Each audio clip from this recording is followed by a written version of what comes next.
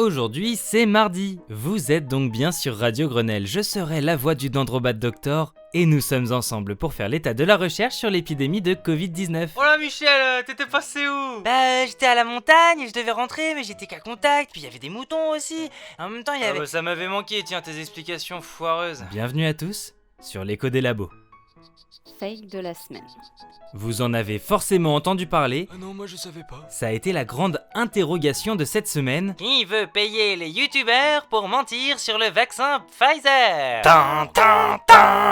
L'alerte a été donnée en début de semaine par plusieurs gros youtubeurs français, dont Léo Grasset de Dirty Biology. Qui fait un très chouette boulot. Si vous ne connaissez pas, je vous mets le lien de sa chaîne YouTube en description. Il disait, preuve écrite à l'appui, avoir été approché par une mystérieuse entreprise nommée Pfizer.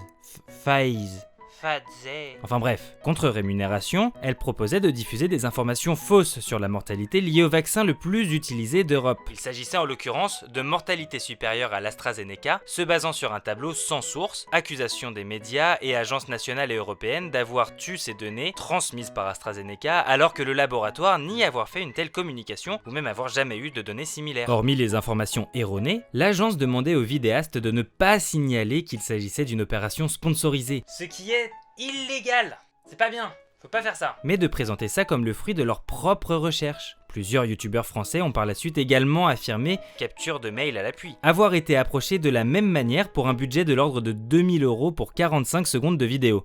Si ce n'était pas déjà assez louche comme ça, l'entreprise, soi-disant basée à Londres, n'est pas enregistrée auprès du registre des entreprises. Et tout ce qu'on trouve à son adresse, c'est un salon d'épilation laser. Pourquoi pas? Laser.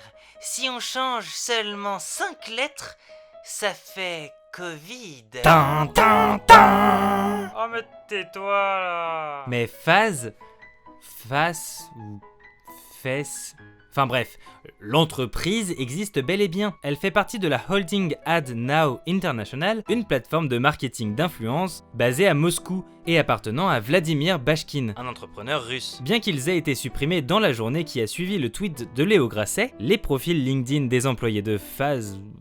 Enfin bref, les employés de l'entreprise signalaient en effet tous un passage chez AdNow, Mais surtout tous des études dans le même campus, en Sibérie. la piste russe prend de l'ampleur si on regarde du côté des contenus internationaux, puisque des tweets ressemblant parfois au mot près à l'argumentaire fourni aux youtubeurs français ont été publiés par le laboratoire en charge de la création Et de la diffusion, de Sputnik V. le vaccin russe qui peine à se vendre en Europe. On ignore encore l'ampleur de ce qu'il faut bien appeler une vaste campagne de désinformation, mais des youtubeurs d'autres pays comme L'allemand Mirko Dorstmann, ont également confié avoir été approchés avec la même demande par enfin bref, par l'entreprise. Découverte de la semaine. les recherches se poursuivent toujours pour trouver un traitement contre le Covid, en particulier pour les patients à risque de forme grave. Un pas important a été franchi par une équipe japonaise qui a publié une étude montrant qu'il est possible d'empêcher le virus de se répliquer au sein des cellules infectées en augmentant le taux d'une certaine protéine de défense. La RIG-1. Les résultats sont pour l'instant uniquement in vitro. Et donc à prendre avec de prudentes pincettes. Mais la prochaine étape est de tester si un traitement connu pour augmenter le taux de cette protéine chez les patients, la trétinoïde, une version de la vitamine A, pourrait protéger après une infection. Ça veut dire que si je prends de la vitamine A, je suis... Tais-toi. Les patients visés seraient prioritairement ceux atteints de bronchopneumopathie chronique obstructive, une maladie qui tue 17 000 personnes chaque année en France et qui constitue une sévère comorbidité en cas de Covid. Une affaire à suivre de très près et dont vous retrouverez l'article sur nature.com et en description. Piste de la semaine. Vaccination des adolescents. Après que l'Agence européenne du médicament ait validé les résultats de sécurité et d'efficacité de Pfizer sur les 12-15 ans, c'est au tour de Moderna de présenter ses travaux. Le laboratoire affirme que son vaccin est très efficace et sûr chez les 12-17 ans. Les résultats complets sur 3700 jeunes patients ont été transmis à l'Agence européenne et le laboratoire espère une autorisation pour cette tranche d'âge en juin. A noter que les deux laboratoires ont également des essais en cours sur la tranche d'âge des 6 mois 11 ans, mais aucun résultat n'est attendu avant fin juillet. Notre source nous vient de l'Agence européenne du médicament. Séquençage des variants. Ça bouge dans les laboratoires français. Ah, on déménage? D'ici quelques jours, il ne sera plus communiqué aux malades de quels variants ils sont atteints. Pourquoi? La multiplication des variants rendant le risque difficile à évaluer, les chercheurs et médecins ont changé leur fusil d'épaule. Désormais, on ne s'intéresse plus aux variants contractés, mais aux mutations en présence. Un variant peut avoir plusieurs mutations. Différents variants peuvent avoir une ou des mutations en commun. 3 d'entre elles sont particulièrement ciblées. 484K, Touché! 484Q Touché! et L452R. Ah bah touché coulé! Toutes trois impliquées dans une plus grande contagiosité. On se source chez le syndicat national des biologistes. Ça se dit ça, on se source? Bon moi je le dis, j'ai pas honte.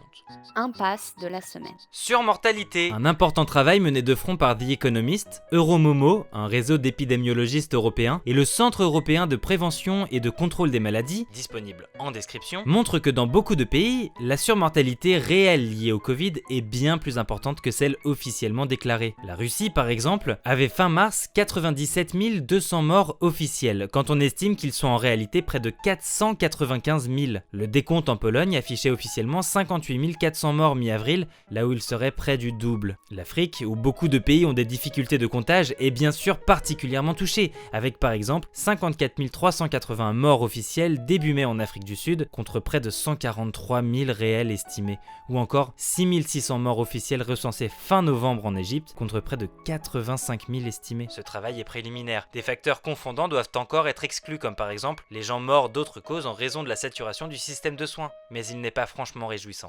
Mauvaise nouvelle de la semaine. Recontamination! Un lycéen de Tarbes détient l'inquiétant record d'avoir attrapé 3 fois le Covid. Ne présentant aucune comorbidité, il n'a fait que des formes légères lors des 2 premières fois. Mais alors qu'on aurait pu s'attendre à ce que l'immunité naturelle le protège au moins partiellement, la dernière infection est de loin la plus grave, avec des douleurs Une forte fièvre, et des pertes de goût et d'odorat.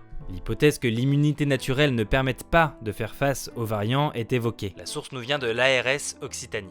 Mortalité des enfants! Le variant brésilien est-il à l'origine d'une très inquiétante mortalité chez les enfants ? C'est la question que commence sérieusement à se poser l'OMS, alors que le variant en question se répand dans le monde et que les données mises à jour montrent que près de 2800 enfants de moins de 10 ans sont morts du Covid au Brésil. Et c'est sans doute largement plus en réalité, puisque les enfants sont longtemps restés non testés en cas de symptômes. Et plus de la moitié de ces enfants avaient moins de 1 an, et l'immense majorité n'avait aucune comorbidité. Une situation qui inquiète d'autant plus que pour l'instant, aucun vaccin n'est disponible pour cette tranche d'âge. L'information nous vient de l'ONG Vital Strategies. Bonne nouvelle de la semaine. France! Si le R0 remonte fortement cette semaine, Et personne n'est surpris, on vous l'avait dit, on vous avait prévenu quoi, on le savait. la décrue hospitalière en revanche se poursuit et devrait bientôt permettre d'atteindre l'objectif gouvernemental de moins de 3000 patients Covid en réanimation. Seuls 3 départements métropolitains affichent encore des taux d'incidence supérieurs à 150 cas par semaine pour 100 000 habitants, à savoir. Le Val d'Oise, la Seine-Saint-Denis et la Loire. Et même si la situation demeure préoccupante en Guyane, la chute des cas est rassurante. Qu'est-ce que putain de quoi? Bon, on va dire que je m'acharne aussi, hein, mais c'est pas de ma faute. C'est pas de ma faute. Michel, mais qu'est-ce que tu fous? Bah, j'essaie de faire comme Peter la semaine dernière pour prévenir que j'aiguise ma pelle pour les commentaires virulents. Mais tu fais le bruitage avec ta bouche. Oui, t'as vu, ça marche bien, hein. Bah non. Cet événement est arrivé la semaine dernière, mais les conséquences commençant à prendre de l'ampleur, il faut que j'en parle. L'IHU de Marseille a reçu en conférence Jean-Dominique Michel pour parler de la crise sanitaire et de la manière dont elle a été gérée, en particulier sur le sujet des traitements. Et c'est très grave. Le bonhomme en question étant un imposteur manifeste. Il y a eu des vidéos entières dessus, notamment celle de la tronche en biais qui montre pourquoi son CV est bidonné de A à Z et qu'il n'a aucun des diplômes sérieux qu'il prétend avoir. Je vous la laisse, elle est posée en description, bref, vous faites votre vie. Cet homme s'affiche en plus complaisamment avec Fouché Oh! ou Sylvano Trotta. Oh! Oui, le mec qui explique que la lune est creuse. Bingo! Ah non, là tu mens, je te crois pas quand même, il peut pas dire ça. Bah écoute Michel, je te mets le lien qui prouve ce qu'il le pense en description. Bah, peut-être qu'il le savait pas à l'IHU. Écoute Michel, n'importe qui faisant quelques minutes de recherche sur Google peut le savoir. Si l'IHU voulait faire sérieusement de la science, il l'aurait vérifié, il l'aurait su et ne l'aurait jamais invité. Mais admettons qu'il se soit fait berner, ils auraient dû remarquer que quelque chose clochait en cours de route et n'auraient pas diffusé la conférence. Mais elle est belle et bien publique et très mise en avant sur le site de l'IHU. A noter que, lorsqu'ils ont été prévenus du CV réel du pseudo-anthropologue de la santé par l'équipe de la tronche en biais, les organisateurs d'une autre conférence, elle très sérieuse et regroupant de nombreux chercheurs de haut vol, ont purement et simplement décidé de le déprogrammer. Comme on peut s'en rendre compte sur ce billet que je vous glisse en description. Ça ressemble à de la corruption ça, ou je me trompe? trompes. Oui, tu te trompes, Michel. Preuve que les arguments avancés auraient dû faire mouche chez n'importe qui se voulant être rigoureux. Point méthode de la semaine. La solution parfaite. Cette semaine, il a semblé important pour le Dendrobat Doctor de faire un petit détour par un petit sophisme à la mode, et bien de chez nous, cette saison. Avec les arguments avancés par la campagne de désinformation qui a ciblé les youtubeurs, nous avons pas mal entendu cette semaine des gens affirmer que Oui, mais même si ces arguments n'étaient pas exacts, il y avait quand même des effets secondaires au vaccin. C'est vrai. en revanche, ils ont donc affirmé que cela faisait une mauvaise solution et de réembrayer derrière sur la traditionnelle litanie des traitements qui marchent sans effet secondaire. Ça, en revanche, c'est faux. Mieux, c'est un biais, et celui dit de la solution parfaite qui consiste à rejeter une solution au motif qu'elle a des défauts. La première chose à noter est que, En médecine, toute solution aura toujours des défauts. puisqu'il n'existe aucun traitement ayant un effet qui n'est pas aussi des effets secondaires. Lorsque la comparaison est faite entre une solution concrète et une solution idéalisée qui n'a pas, ou pire, qui ne peut pas avoir d'existence réelle, on parle alors de sophisme du nirvana. Le raisonnement logique à tenir en ce cas est qu'une solution imparfaite est toujours mieux que pas de solution du tout, qu'avoir des défauts n'empêche jamais de chercher à faire mieux et qu'il faut se référer au principe de la balance bénéfice-risque. Quels avantages a-t-on pour quels inconvénients? Et est-ce que dans ce cas, on y gagne? Ah oui, je vois. C'est comme si je rachetais un nouveau magazine pour remplacer celui que j'ai trouvé sous le sommier de Papichel et que j'ai perdu, plutôt que de rien mettre du tout. Je vais me prendre une rouste, mais moins fort. En espérant avoir pu apporter un peu de lumière dans le chaos ambiant, je rends l'antenne. Et on y retourne la semaine prochaine car l'épidémie ne se termine pas avec la réouverture des musées. En attendant, prenez soin de vous et des chercheurs qui bossent dur et autant que possible, restez chez vous. Bisous. Bisous. Dites.